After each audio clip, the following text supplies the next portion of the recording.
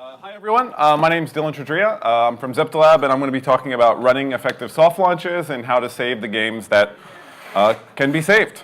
A little bit about me, worked at various places, mostly in product or analysis roles. And what I want to talk about today is pretty simple. In my opinion, too many games die in soft launch because game teams don't appreciate how different soft launch is from regular live operations. Soft launches are very different business environments with unique opportunities, risks, and challenges. And this is just something I wish I understood a lot better at the start of my career. And it's certainly something that I find myself talking about a lot in my current role in publishing. At least in my opinion, I see a lot of teams making big mistakes, which decrease their chances of success when running their soft launches. So what are we going to talk about today? What I think are the rules of the free-to-play game, and based on these rules, what I think is the best strategy for playing it, how to prepare and plan for soft launch, how to make priority decisions, how to incorporate qualitative feedback, and lastly, how to manage risks. Basically, how to respect your players while still doing everything you can to stay in business. Cool. So the first law is that everything is going to have a power law outcome. And what I mean by that is that the vast majority of changes are going to have no measurable impact. If you stack up all the A/B tests, features, small changes, big changes I've seen over my career, most of them will have no measurable impact. About 20% will have a small impact, and a tiny percent will have a huge impact. This is really important to swallow and probably one of the hardest things. And it's a bit depressing sometimes, but I also think it's quite nice. It's actually not that easy to manipulate people, as we're so often accused. It's really, really hard to change people's behavior with design. It's not easy to throw something together and delight someone or giving them a meaningful, engaging choice. So this is really the first step, is looking at your results in soft launch and being honest with yourself about how difficult it's going to be to get where you need to go. Because frankly, it's a bit irresponsible to go forward on the assumption that this law doesn't apply to you, that it's not going to be incredibly difficult, that the vast majority of things you're going to do aren't going to fail or have no measurable impact.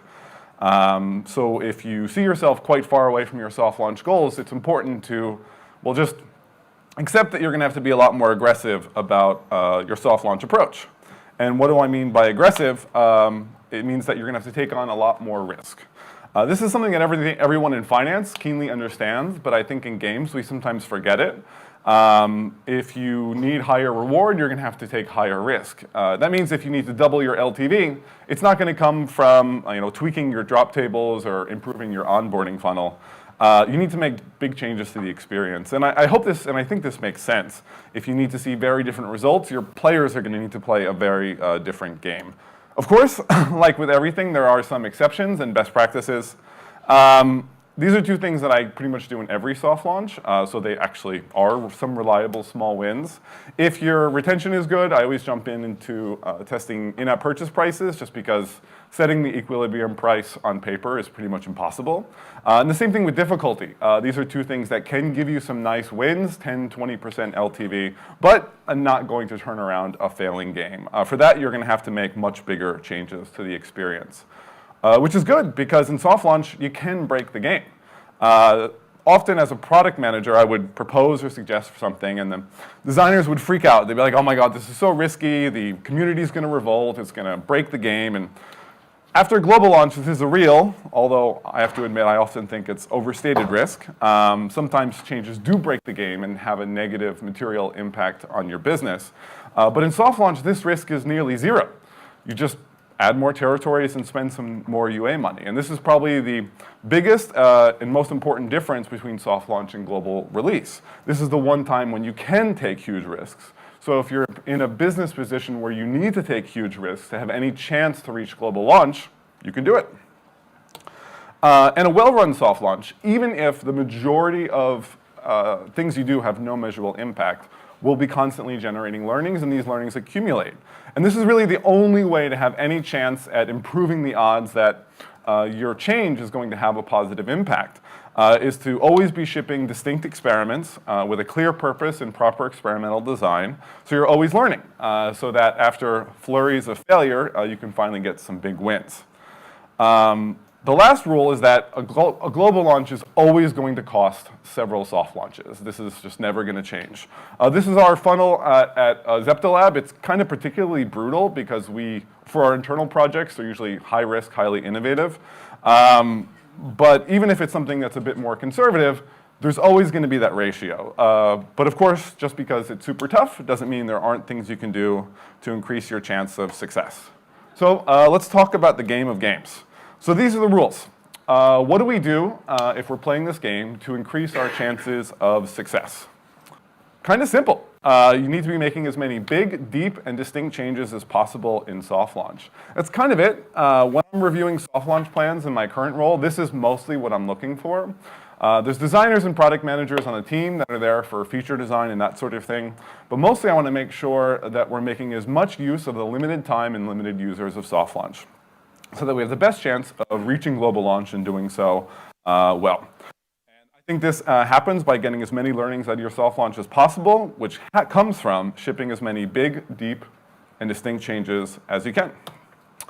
So how do we actually do this? The first question is, well, when do you soft launch? And half joking, the answer is now. And I say this because, especially after working in publishing for a bit, I see this being the biggest mistake that teams will make. And it's very human. I really understand it and empathize with the desire for creators to only release something that is finished. But this approach will either maybe give you a hit game if you're lucky, or you'll have everything out there and you won't be successful.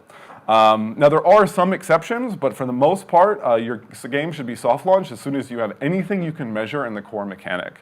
Ugly UI, no sound, no tutorial, programmer art, whatever, ship it now. The first reason to do this is to validate your core mechanic. There's always the risk, and it's not small, that your core mechanic is just not going to work. By releasing early, you can measure D1 and make sure, okay, at least we're building on solid ground. And I say this because personally, there are definitely some projects where I wished we had done this and not wasted months, years of our time building something that never would have been tenable. But even if your mechanic is super solid, by any chance, you can always be learning. You can test the speed of the core mechanic, the difficulty curve. There's always some good wins and learnings you can get just from a little bit of the experience. And yes, if you soft launch early, as I often hear, well, our numbers are going to be terrible. And yeah, they are, but that's kind of the point. The point is when you add the better UI, the sound, the progression features, you actually get to measure if they matter because most of them won't. But the key is that by soft launching early, now you will know what are the few things that your players actually do care about. What are the few things that do have a chance of changing their behavior. If you want to be, if you can be extremely a little aggressive about this, you can do what we at Zeptalab have started calling an alpha launch. It's kind of a hyper-casual, short-term release. We're definitely not the only studio that does this. But you take a polished prototype, you ship it, kind of measure CPI, and pretty well measure D1. Doesn't work for everything, but when you need to validate core gameplay, audience, a few other key questions, it can be a great way to de-risk the project. The next step in planning out your soft launch is you want to max out the number of users you have. Why? Because learnings cost users. You need a baseline or control group, and you need a variant group that have enough users in them so that you can be confident that any difference between those groups is meaningful and something you can actually absorb. So more users, more learnings, more chance of improvement. So how do you do that? Be in as many territories as possible. Definitely recommend going Android only first as well. A couple of things to consider about territory planning though, I would avoid territories that are used to localization. You don't want that as a confounding factor in analysis or production dependency. And of course, be considerate of the opportunity cost of featuring, but that goes down and down every year anyway. So for the game team, when they're preparing for soft launch, this should start on day one of development.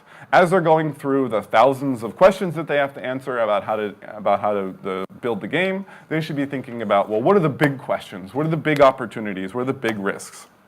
You should be keeping track of these throughout the whole development. so that as they're getting closer to soft launch, they can start prioritizing and planning what their risks and options are. For example, with Cats, one of the biggest questions was monetization. It was kind of a weird, innovative game. We didn't really have any idea how to monetize it, so we knew that this was something that we're just going to have to answer by spending iterations on it in soft launch. And this list of questions is also what you want to give to your analyst so that you can be sure that the data you're collecting is helping you answer questions and mitigate risks and validate theories. In addition, you want to be using these questions to build out server-side controls. This means the stuff that you can change without a client update. The MVP for this, in my opinion, is pretty much every number, parameter, string, and ideally features should have an on and off flag as well. This way you're giving the team a lot of flexibility. Because the main idea of this is the scarcest resource is not money, time, or talent, it's users.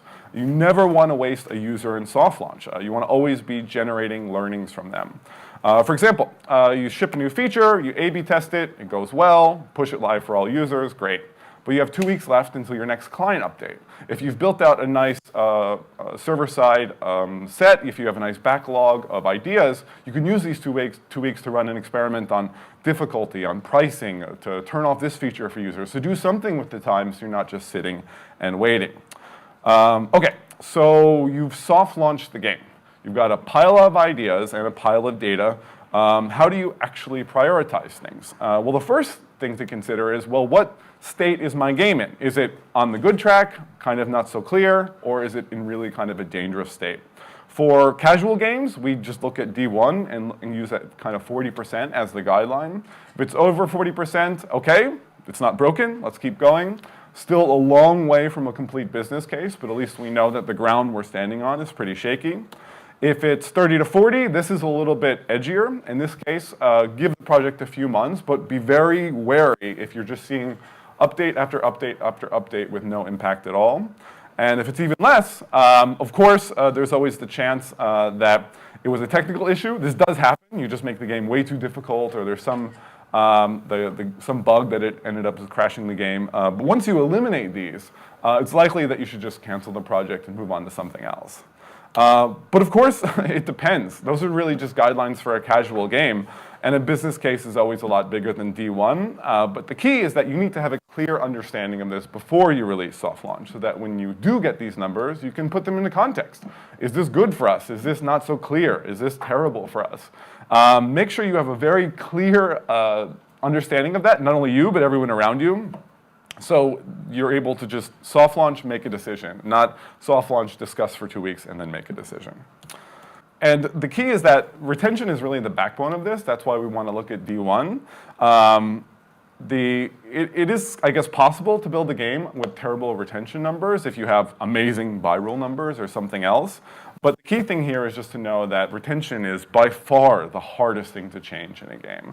A decent product manager and team can certainly double ARPDAU in most games if they have good retention and a good time, but I would never bet on absolutely being able to improve retention. It's a very, very inelastic metric.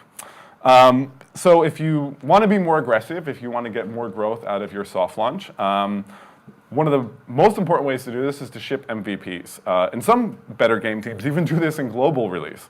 Don't waste time with perfect art. Remember Pareto, 80% of the impact is going to come from 20% of the design. And it's often really hard to accept this as creators. But the fact is, time and time again, you keep seeing it, that a roughly done great feature will have uplift, and a wonderfully done terrible feature will have none. And remember to absorb the learning from this. If your MVP doesn't have an impact, swallow it. Your users don't care about this. Whatever you were trying to do, the hypothesis you were operating on is not motivating them. Another way you can be more aggressive is to be more high risk, high reward in your operations. So what I mean by that is don't wait to measure things perfectly. More technically, you can set a p-value of 0.1 instead of 0.05. But I like to keep this inside kind of a grading scale. For a project that is in a really bad state, make decisions quickly and move quickly. Time is a very, very limited resource. And perhaps most importantly, make sure you're making distinct changes. So, of course, there's an exception, right? If a pillar of your experience, for example, a mid-core game, are events, because you know live events are going to need to drive big revenue spikes, that's going to be a big portion of your business case, then spending a good chunk of soft launch on that makes sense. But otherwise, if you do something and it doesn't work, swallow that learning and move on to another part of the experience. I kind of take a shotgun approach with Sid Meier's balancing advice, where you either cut something in half or double it, and just go through the game, see what actually has an impact on players, what they actually care about, and use that to help me make decisions later about what we're going to prioritize. And the last, don't be vestigial. Cats had a sabotage feature in soft launch. It wasn't working out, so we took it out. When you're trying all these random things in the game, remember to take out things that don't work. You don't want to have the whole Christmas tree thing when it comes out.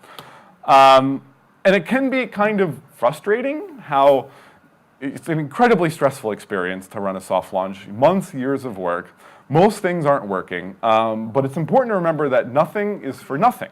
When something doesn't work, you've learned something. You know that this is something that doesn't motivate your audience. You can, by deduction, slowly learn more and more about your audience. You can kind of piece together a corner of the picture of them. And this is the only way of having a chance of increasing the success rate of your changes and taking your game out of soft launch. And hopefully it's also interesting and fun.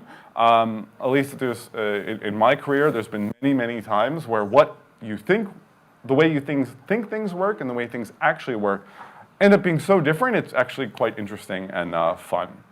So a few last things. Qualitative feedback. So even though I'm very much a data person, the ups and downs of high-risk operations have lots of opportunities for learnings, but only if your team is properly set up and supported. Customer support leads and community managers need to be highly valued members of the team. And of course, the product team needs to put this in context, because sometimes people aren't completely upfront online. So for risk management and respecting players, because of course, just because we're taking huge risks doesn't mean we shouldn't do everything we can to manage and mitigate the risk. The key thing for this is just be able to send everyone in the game a bunch of hard currency with a custom text message. If you can do this on a more granular scale because you have that tool set, that's great. But this is really important. Because when you're making a high-risk change, it's much easier to do this when you know you can tell everyone in the game, hey, sorry, we messed up, here's $20 in hard currency. It's much better than just posting something on social media that no one really reads. You can also communicate with your players, involve them in this process. End the soft launch with a big gift of hard currency. And unsuccessful soft launches, give them a couple months to play through the content and any money they spent. But the key thing, I think, is really leadership support, right? So, as I said, soft launches, for good reason, are always stressful. But if the team is free to try things, if they're supported to release the game very early when the numbers are rough and they're not going to have anyone yelling at them, it makes the stressful situation a lot more fun. We can never get rid of the business stress, but we can empower teams to have a good chance to save the games that are failing. I think it's important to accept that teams aren't going to take risks, and we shouldn't expect them to take risks if they're not going to be supported to doing so. If the team knows it's their mission to make big, high-risk changes, they're going to do so. But if they know they're going to get yelled at or in trouble with any big risk or any little change, they're not going to do it.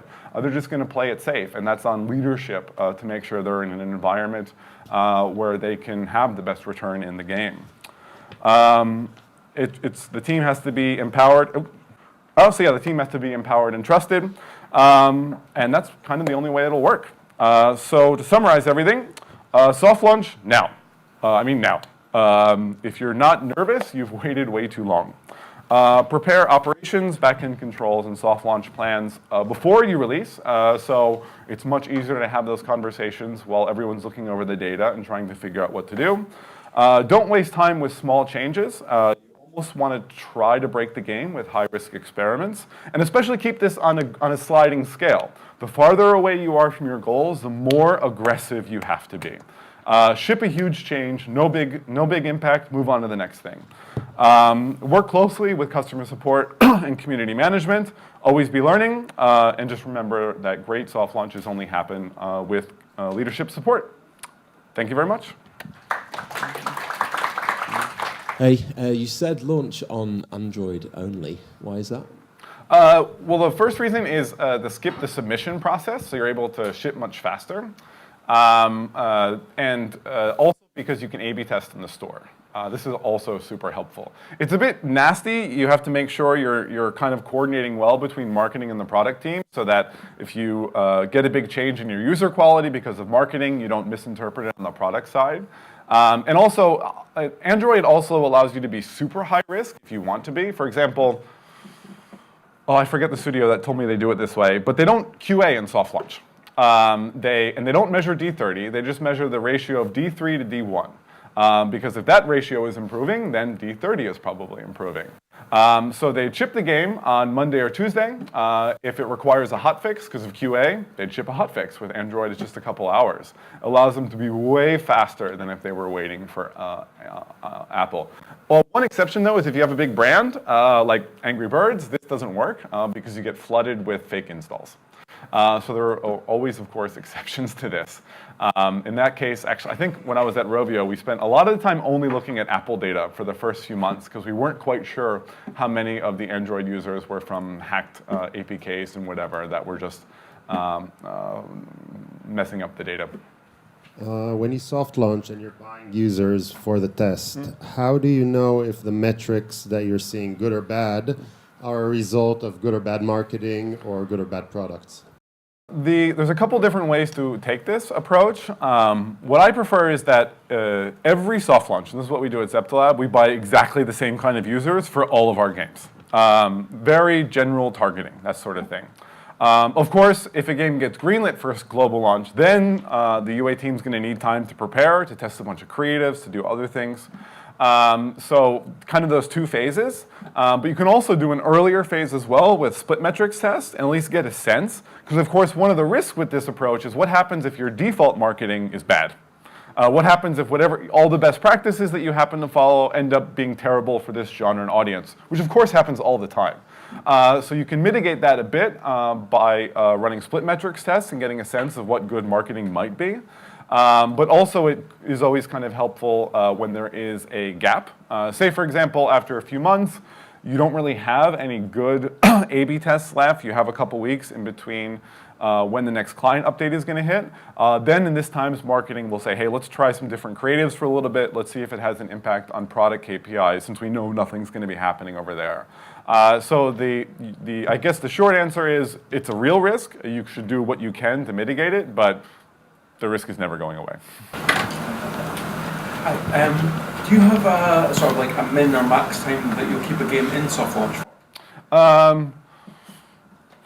That's a good question. I think the first is just generally having an attitude and not only that, the game team should have an attitude of the default should be we should kill it, why should we not? And their leadership should be like, yeah, that's cool, have fun, do it. You know, not like if you get killed, so do you. But I think the key is just depends how, well, I guess the way I answer it in a day-to-day basis is growth. If the team, product / the audience, for whatever reason is going up, keep giving it time. But when you see several flatline updates, then it's a big red flag. Especially for the first updates, I'm not super confident about this given I kind of feel like my experience is a small sample set for the conclusion, but I do feel that the first two updates of soft launch generally have the biggest lift. I'm not sure if I can be super confident about that.